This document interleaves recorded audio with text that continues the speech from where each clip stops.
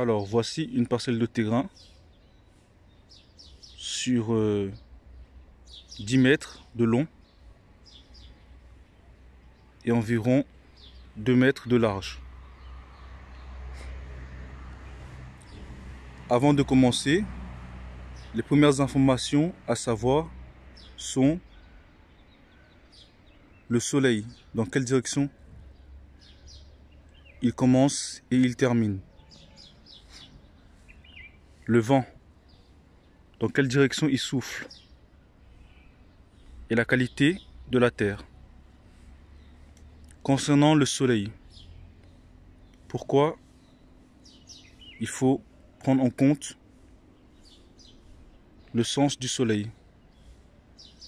C'est pour que les plantes qui ont plus besoin de soleil soient le plus exposées au soleil.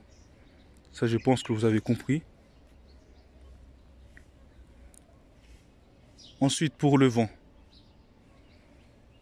pour que les plantes qui sont les plus fragiles soient moins exposées au vent, ou alors si on peut faire pousser des arbustes qui vont couper le vent, les vents forts, ou alors filtrer le vent pour que le vent ne soit pas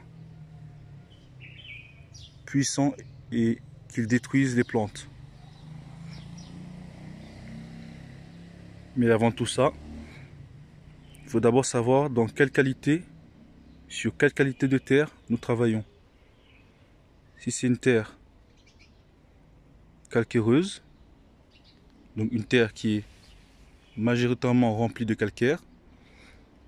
Si c'est une terre limoneuse, une terre qui se trouve comme dans les forêts qui sont d'ailleurs couvertes, travaillées par les petits insectes. Si c'est une terre caillouteuse, donc une terre qui est majoritairement remplie de cailloux. Si c'est une terre sableuse, donc une terre remplie majoritairement de sable, ainsi de suite. Voilà l'introduction pour la parcelle de terrain. Et la première étape vous sera expliquée par la suite qu'est-ce qu'il faut faire à la prochaine étape.